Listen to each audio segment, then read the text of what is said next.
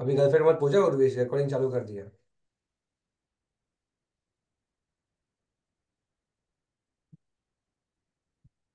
हम लोग को वीडियो ऑन करने का समय 5, 4, 3, 2, 1 एंड 0। तो चलो, गौतम तो अपना रेगुलर है, परिधि रेगुलर हो इसलिए निकाल नहीं रहा हूँ। आदर्श और अभिजीत रेडी हो जाओ। ठीक है, आपके टेक्स्ट बुक में कंसिडरेशन का डेफिनेशन दिया होगा। आपको टोटल 3 चीजें पढ़नी है इस चैप्टर में। एक, डेफिनेशन ऑफ कंसिडरेशन उसके फीचर्स के साथ। Number 2, exceptions to consideration. Number 3, privity of contract. 3 चीजें, कितनी चीजें? 3 चीजें पढ़नी है। आदित्य भी नया बच्चा है, थोड़ा सा बैकग्राउंड वीडियोस देखना पड़ेगा आदित्य, बहुत जल्दी 2-4 देख लेगा, फिर कोई इश्यूज नहीं होएगा। अब मैं डेफिनेशन को पढ़ने की कोशिश करता हूँ, ये दिखाने के लिए कि आपको नहीं समझे।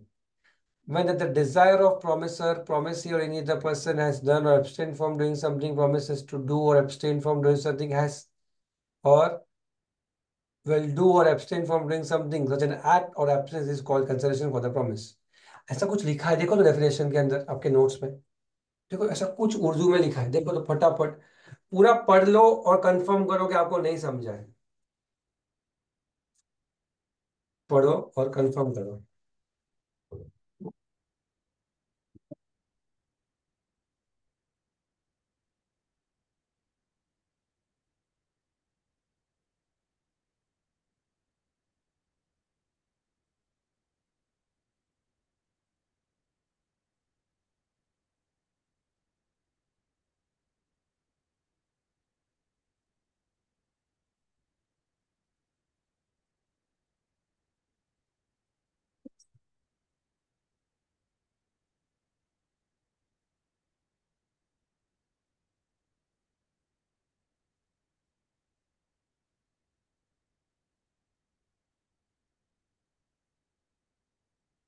बराबर पढ़ा।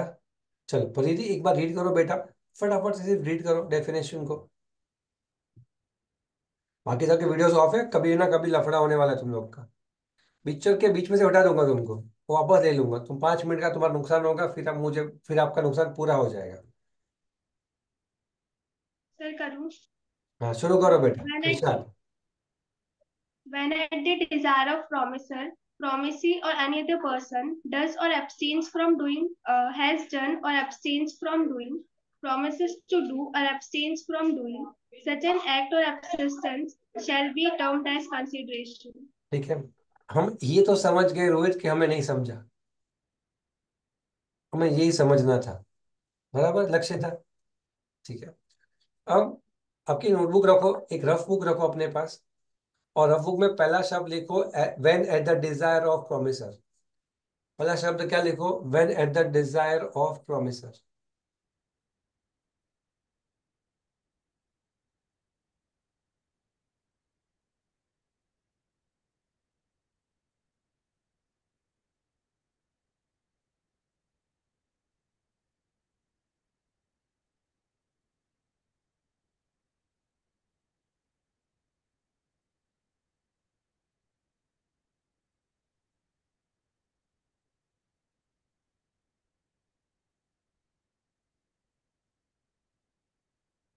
चलो लिखा।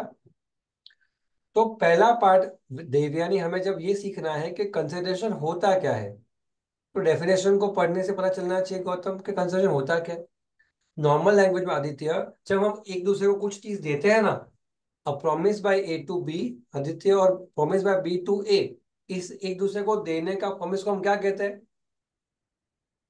Consideration to each other. आवाज आ रही है तुझे? आ रही है सर। कंसिडरेशन यानी क्या? Something in return to both the parties. A ने गाड़ी बेची बी को, बी ने दिए 10 लाख रुपए ए को, तो ए को क्या मिला? 10 लाख रुपए। बी को क्या मिला? गाड़ी। इसको हम क्या बोलते हैं?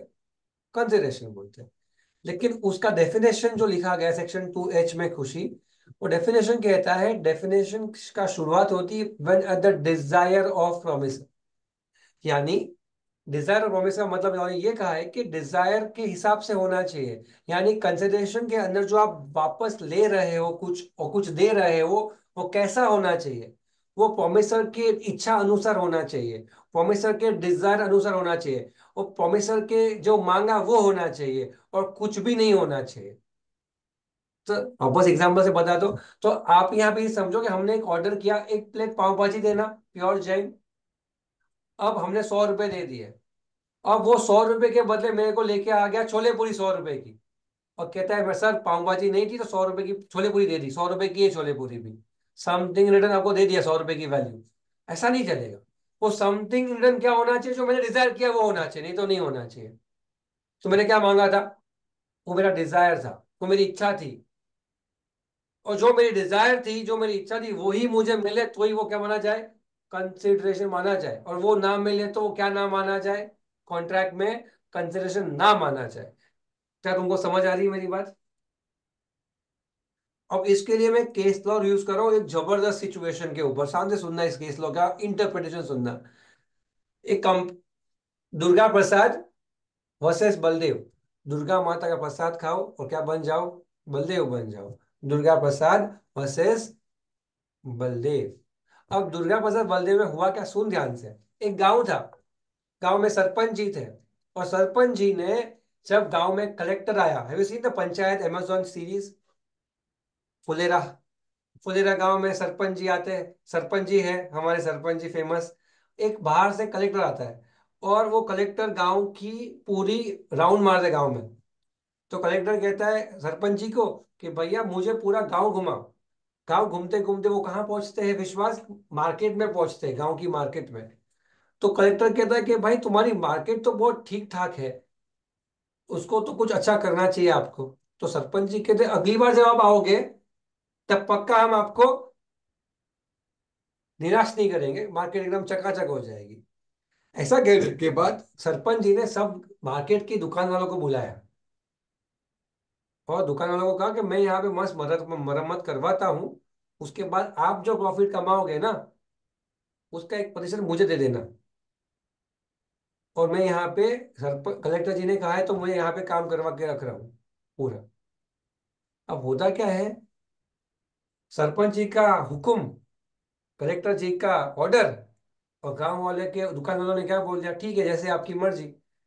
लेकिन गौतम हुआ ये कि जब वो मार्केट बन चुकी थी, मरम्मत हो चुकी थी, दुकानदार वो पैसा नहीं दे पाए क्योंकि बिजनेस ही नहीं हो पाया। जब कोर्ट में केस गया आदित्य, ये कहने के लिए कि आपने प्रॉमिस किया था, तो आप ये काम हुआ है आपके कहने पे, तो ये कहने पे काम हुआ तो पैसा देना पड़ेगा। तब कोर्ट ने ये जाना, कोर्ट में ये समझा कि ये काम जो हुआ है वो दुकान वालों के कहने पे नहीं हुआ है। ये काम जो हुआ है उसमें दुकानदार का डिजायर नहीं था। ये काम जो हुआ है उनकी इच्छा नहीं थी। तो अगर वो प्रॉमिस हुआ है विदाउट कंसिडरेशन, क्यों, क्योंकि उनकी इच्छा ही नहीं थी। और इसका डायरेक्ट बेनिफिट उनको नहीं मिल रहा था गौतम, ये तो पब्लिक को मिलने वाला था। दुकान नहीं अच्छी की थी, दुकान का रास्ता अच्छा किया था, पब्लिक रोड अच्छा किया था, पब्लिक एरियाज अच्छे किए थे। तो लॉ ने बोला इस केस के अंदर डिजायर ना होने से दुकानदार लायबल नहीं है सरपंच जी को पैसा देने के लिए, क्योंकि दुकानदार का डिजायर नहीं था। इतना समझने के बाद लक्षिता, हमने सिर्फ इतना समझा कि जो भी कंसेशन होगा वो प्रोमिसर के डिजायर पे होगा, नहीं तो नहीं होगा। जो भी कंसिडरेशन होगा प्रोमिसर के कहने पे होगा, नहीं तो नहीं होगा। जो भी कंसिडरेशन होगा उसने कहा होगा तो होगा, नहीं तो नहीं होगा। क्या पहला पॉइंट, इस डेफिनेशन का पहला फेज समझ में आया आपको, कॉन्सेप्ट ही समझ में आया एवरीवन? कोई डाउट है तो पूछो, तनाई भी पूछ सकता है, नहीं तो मैं आगे जाता हूँ फटाफट, मुझे थोड़ा सा जल्दी खत्म करना है। फटाफट आगे जाओ, रीड मत करो अभी, रीड का मौका दूंगा मैं, अभी रीड मत करो, रीड का टाइम नहीं है अपने पास। अपने मैंने जो कहा वो समझा है ना, वो लाइन लिखाई थी क्या आपके स्क्रैप बुक में, at the desire of promisor लिखाई थी, ठीक है। उसके नीचे लिखो सेकंड पॉइंट पे, प्रोमिसी और एनी अदर पर्सन। प्रोमिसी का स्पेलिंग गलत लिखोगे चलेगा मेरे को, प्रोमिसी और एनी अदर पर्सन, प्रोमिसी और एनी अदर पर्सन।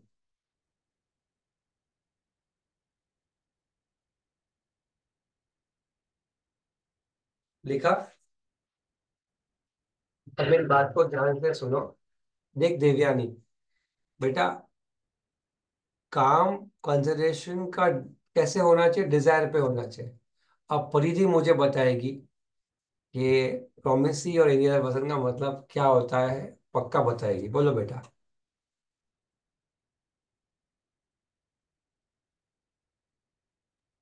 सर, जो अदर पार्टी है जिसने प्रॉमिस किया है उसके साथ, वो या फिर कोई थर्ड पार्टी। बस हो गया। हो गया। चलिए भाई लोग सुनो ध्यान से। When at the desire of promiser, promisee or any other person, मैं और उर्विश, मैं रतलाम आता हूँ और मैं उर्विश के साथ खाना खाने जाता हूँ। अब उर्विश अपनी गर्लफ्रेंड से मुझे मिलाता है और हम वहां पे डिनर करते हैं। अब मेरी बात को ध्यान से सुनना। वहां पे आशीष सर आते हैं और देखते हैं मुझे खाना खाते वक्त, आशीष सर पेमेंट कर देते हैं। अब बात को सुनना ध्यान से। खाना खाने वाले हम दो और उनकी गर्लफ्रेंड, खाना देने वाला वो रेस्टोरेंट, हम प्रोमिसर, वो प्रोमिसी। रेस्टोरेंट प्रोमिसी, हम प्रोमिसर, बराबर उर्विश। हमने प्रॉमिस किया, ये दो वो दो, उन्होंने दिया, वटेवर। इसका होने के बाद पेमेंट किसने किया? आशीष ने ना खाना खाया था, ना ऑर्डर किया था, ना बनाते हैं ना खाते हैं।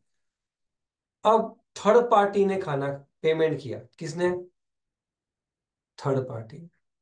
जैसे ही हम खड़े हुए, वेटर ने पैसा मांगा हमसे। हमें कहता पैसा, मुफ्त का खाना खाते हो क्या सर, पैसा दो। मैं बोला पैसा दो मतलब क्या, पैसा दिया ना तेरे को आशीष सर ने। तो उन्होंने दिया, तुमने थोड़ी दिया, खाना तो तुमने खाया, तुम दो पैसा। अरे बोला कहे कैसा बात है बंदा भाई, तू समझ नहीं आ रहा, तेरे को पैसा, तेरे को चाहिए था ना, पैसा तेरे को मिल गया। अब मैं दूं, उर्विश दे या आशीष सर दे, क्या फर्क पड़ता है, देखो पैसे से मतलब। तो पैसा तो आपसे भी चाहिए, आपने भी खाना खाया है। समझने को तैयार ही नहीं इंसान। जो खाना खाया पैसा देगा, वेटर बोलता है। ऐसे चलेगा? नहीं। कोई भी दे सकता है और मैं भी दे सकता हूँ। इसलिए लिखा गया है प्रोमेसी यानी मैं, प्रोमेसी यानी उर्विश, और एनी अदर पर्सन यानी आशीष सर। लॉ कहता है कंसिडरेशन होना जरूरी है। परफॉर्म कौन करेगा देवयानी? वो कोई भी हो सकता है। प्रोमेसी खुद, या कौन? Third party. Any other person यानी कौन? Third party. Any other person यानी कौन? तशफ, someone who is not a part of contract। यानी वो कॉन्ट्रैक्ट के अंदर जरूरी नहीं है जो बच्चा पढ़ रहा है वही फीस दे। फीस उसके माँ बाप, उसके अंकल, या कोई ट्रस्ट, कोई भी दे। लेकिन फीस आना जरूरी है, उसे कंसिडरेशन कहा जाता है। पेमेंट करने वाला प्रॉमिस ही खुद हो या कोई और हो, उससे फर्क नहीं पड़ता। यानी कंसिडरेशन होना जरूरी है, कौन देता है वो जरूरी नहीं है। कोई भी दे, फर्क नहीं पड़ता। आपका क्या होना जरूरी है? सर, आपका कॉन्ट्रैक्ट में होना जरूरी है कि मैंने देवयानी की फीस पे की, मेरी छोटी बहन है, मैंने उसकी फीस पे करी, तो देवयानी कॉन्ट्रैक्ट में है क्योंकि उसकी फीस मैंने पे करी उसके नाम पे। पर वो खुद फीस पे करे वो जरूरी है? सर वो जरूरी नहीं है।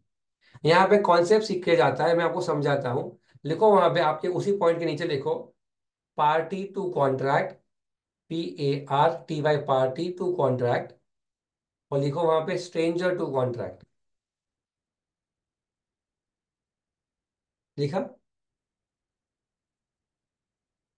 उसके नीचे लिखो party to consideration, stranger to consideration.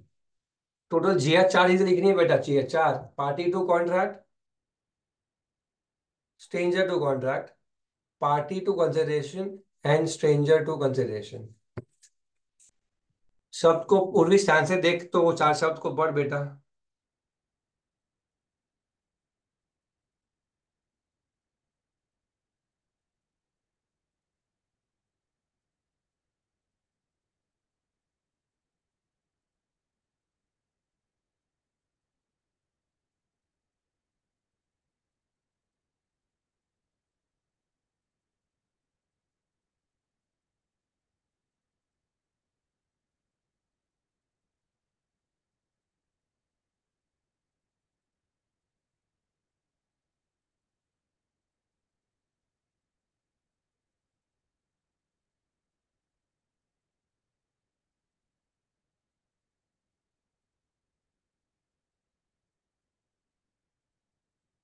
आपने पढ़ लिया होगा चार शब्द।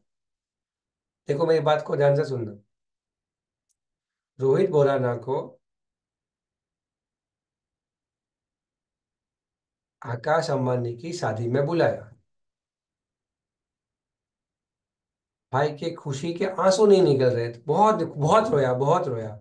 कहता मेरे को शादी में बुलाया सर, खुशी के आंसू है सर। सुनना ध्यान से। अगर आकाश अंबानी को शादी में बुलाया है तो वो कौन है? A, party to contract. B, stranger to contract. C, stranger to consideration. D, party to consideration. Sir नहीं पता, आप ही बताओ। पहला पार्ट सुन ध्यान से। क्या उसको बुलाया गया है? जी हाँ। तो पार्टी टू कॉन्ट्रैक्ट है। क्या है? क्योंकि उसको बुलाया गया है, इनवाइटेड है, तो क्या माना जाएगा? Party to. क्या वो कुछ देने वाला है? पैसा पैसा उसके अंदर पेड है या फ्री है? पेड। क्या वो खुद कुछ दे रहा है? नहीं। गिफ्ट की बात नहीं होती है बेटा, क्या आपने ऐसे शादी में तो गिफ्ट दिया, वो वाला बात नहीं, वो गिफ्ट है, गिफ्ट विदाउट कंसिडरेशन होता है। क्या उसने कुछ पेमेंट करके टिकट खरीदी है? आकाश अंबानी की शादी की टिकट 25 लाख, ऐसा? नहीं। तो ये है स्ट्रेंजर टू कंसिडरेशन। क्या है वो? Stranger to consideration. उन्होंने एग्जाम्पल जो दिया वो क्या बना? Party to contract and stranger to consideration. समझा? नंबर 2, उर्विश अकेला खाना खाने गया, खाना खाया, पैसा दिया और आ गया। Party to contract and party to consideration. Example number 2, party to contract and party to consideration. वो खुद के साथ कॉन्ट्रैक्ट है, मुझे खाना चाहिए, मैंने पैसा दिया, मैं आ गया। पार्टी टू कॉन्ट्रैक्ट, उर्विश और होटल। पार्टी कंसिडरेशन, उर्विश ने खुद पैसा दिया, बात खत्म। हेलो? हेलो? हम शादी में जाते हैं देवानी, हम पार्टी टू कॉन्ट्रैक्ट है, बट हम शादी में खाने के पैसे नहीं देते, इसलिए हम स्ट्रेंजर टू कंसिडरेशन है। ठीक है, अब सुना ध्यान से।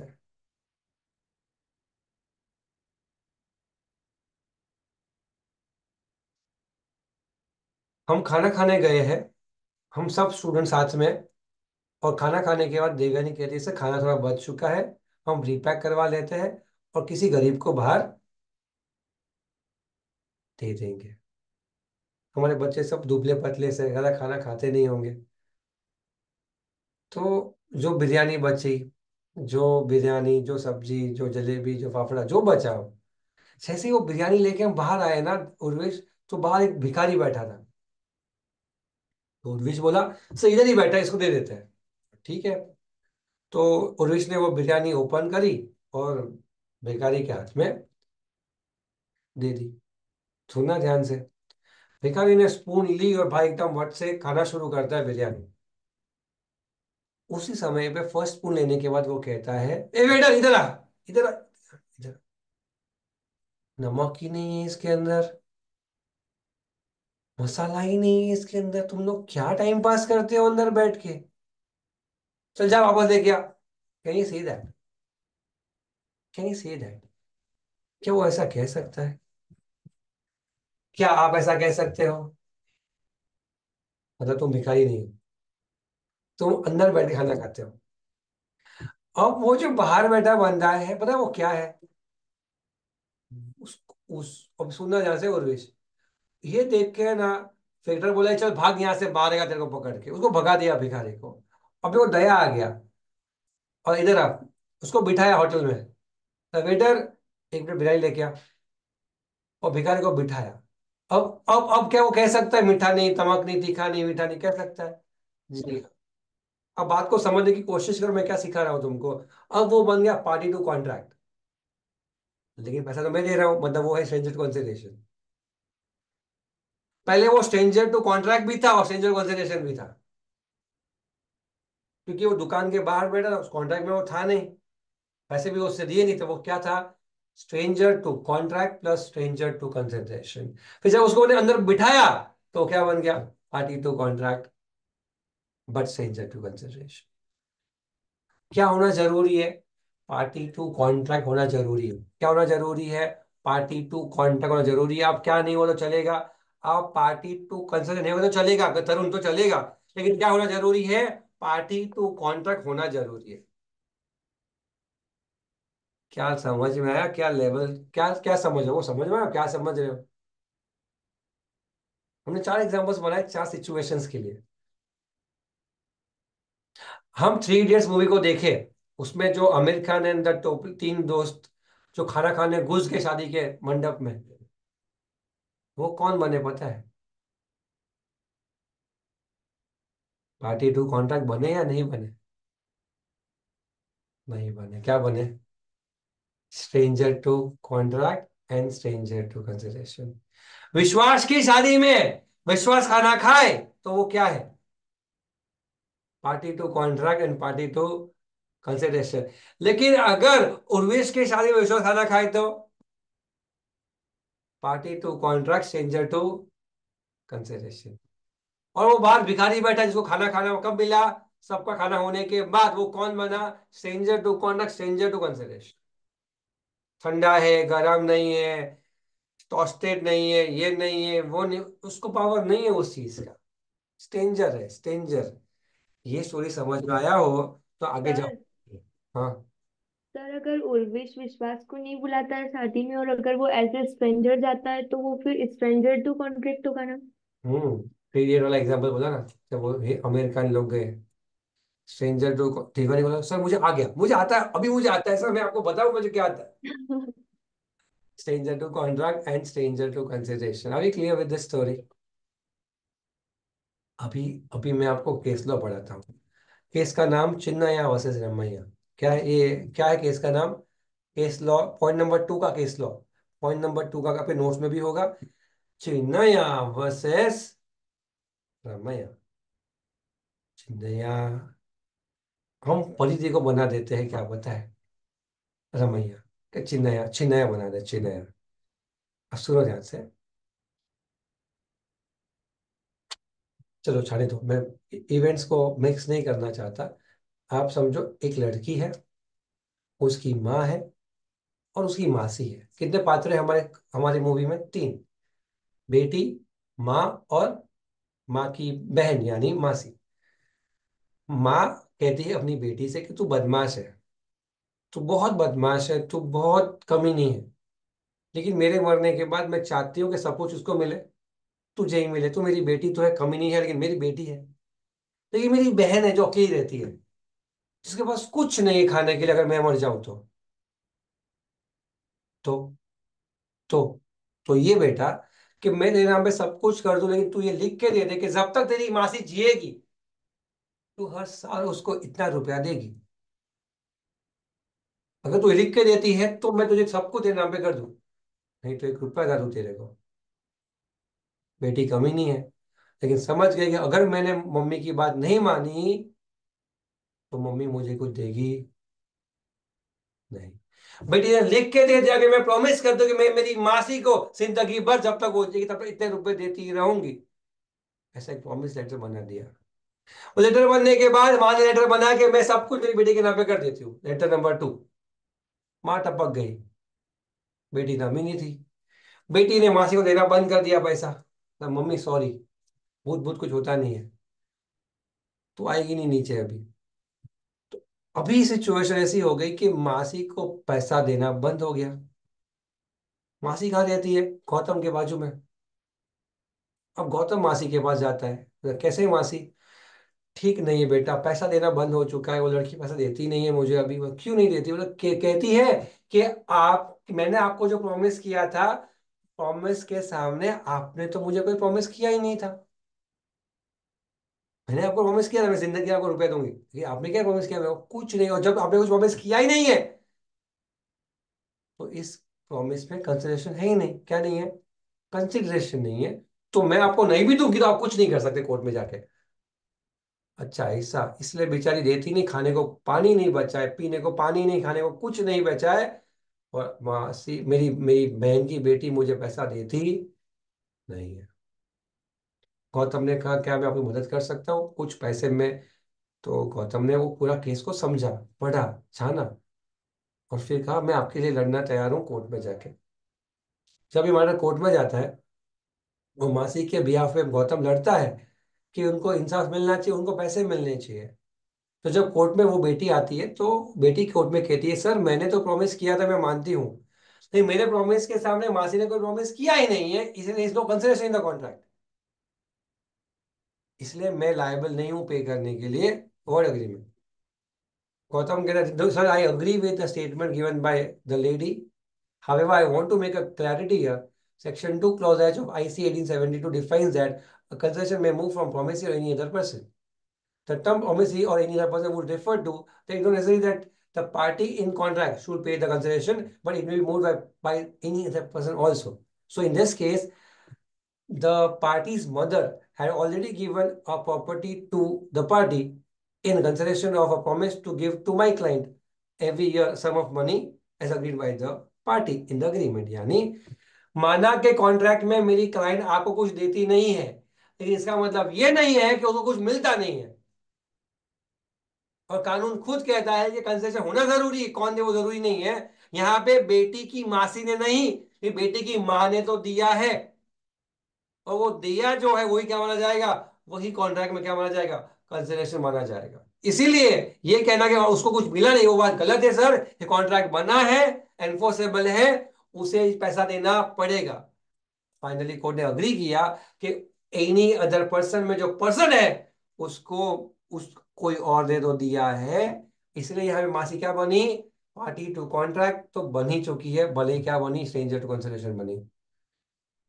आपको समझे मैंने आपको क्यों सिखाया पार्टी टू कॉन्ट्रैक्ट क्या होता है एंड स्ट्रेंजर टू कंसिडरेशन क्या होता है। हेलो। इसलिए कंपनी को पैसा, वो लड़की को पैसा देना पड़ा या नहीं देना पड़ा, देना पड़ा। क्या आपको समझा कि नहीं समझा, मुझे बोलो। सर हाँ। सर वो इंटेंट तो सोशल था ना, कौन सा इंटेंट बेटा। जो उन्होंने वो एग्रीमेंट करा उसमें। Okay, how do you say that is social. मासी को देना सोशल है इसीलिए। नहीं नहीं गौतम, जब तेरी तेरी माँ, मतलब सॉरी, वो क्लाइंट में जो माँ है वो क्या बना रही है, विल बना रही है, अपना क्या बना रही है गौतम, विल। विल समझ में आता है। तो विल बनाना सोशल है, लीगल इंटेंट।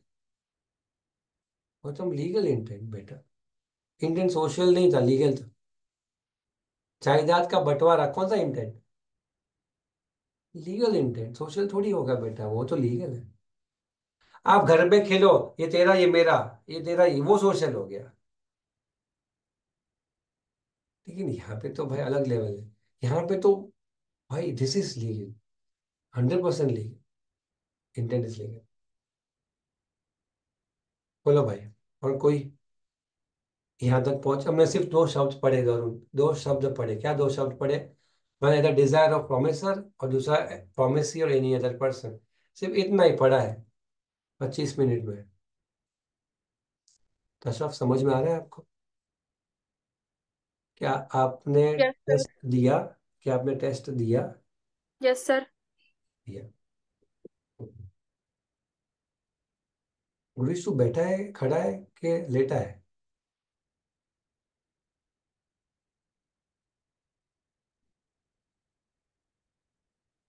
ठीक है, सुनो ध्यान से। और भी हैवी है, मतलब कंसिडरेशन का डेफिनेशन ही 1 1.5 घंटा चला जाए मैं पढ़ा हो तो। सिर्फ क्या 3 लाइन का जो आप खुद पढ़ो ना तने, तो शायद आप 10 मिनट में पढ़ लो, आराम से पढ़ लो, आपकी स्पीड ही अलग लेवल पे जाती है। कारीगर हो तुम लोग, कारीगर। हो गया, हो गया, हो गया।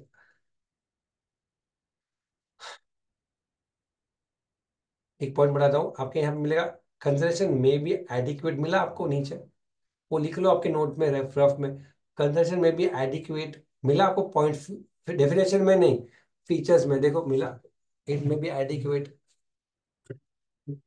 पकड़ो उसको, कंसिडरेशन में भी एडिक्वेट को टच करो।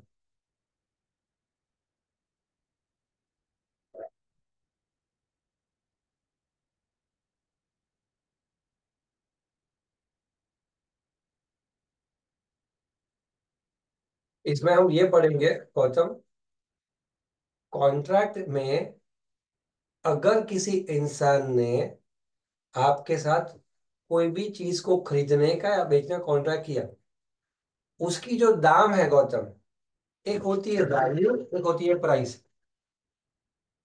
क्या होती है? एक वैल्यू, एक होती है वैल्यू जो आपको मिला, प्राइस जो आपने दिया।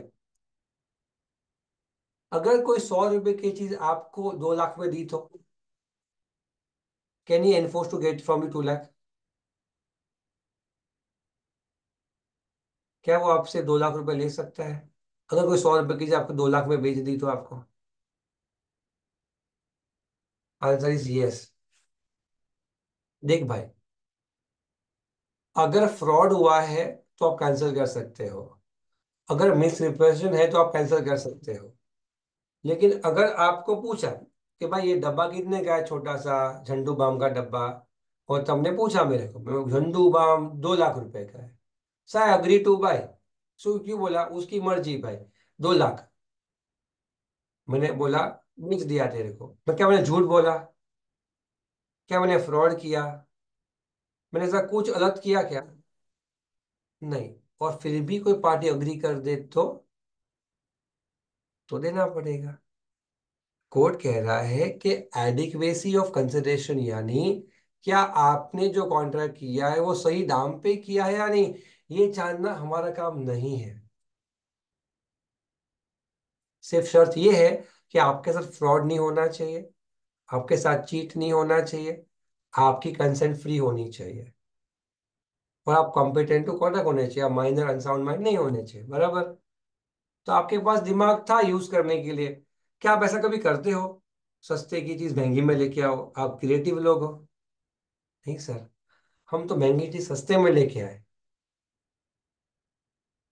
तो मैं कहना ये चाह रहा हूँ कि क्या कॉन्ट्रैक्ट के अंदर कंसिडरेशन होना जरूरी है? मैं बोलूंगा हाँ। क्या उसकी वैल्यू जानना जरूरी है? मैं बोलूंगा ना। क्या वो वैल्यू के हिसाब से प्राइस थी? मैं बोलूंगा वो भी जानना जरूरी नहीं है। यानी कॉन्ट्रैक्ट के अंदर कंसिडरेशन का होना जरूरी है, वो रीजनेबल है या नहीं है वो जानना जरूरी नहीं है।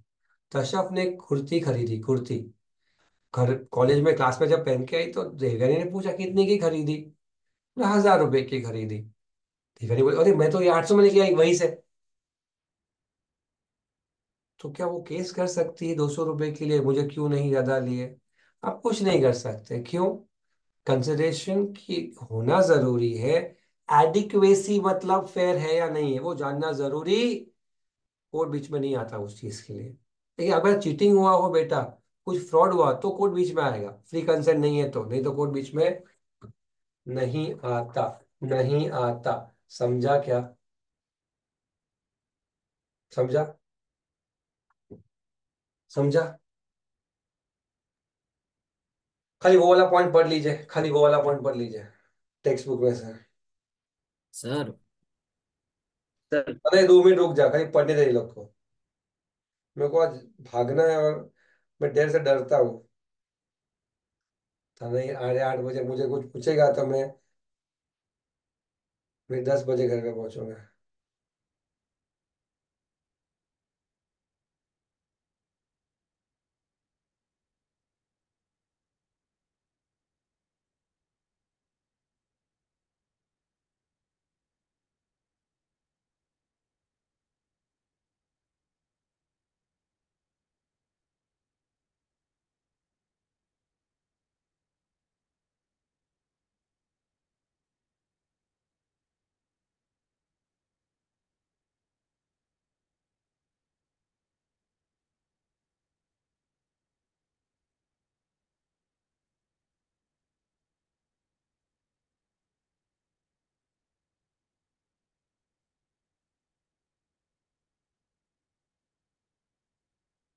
पढ़ा आप लोगों ने? वो पॉइंट पढ़ा हो तो आप मुझे डाउट पूछ सकते हो।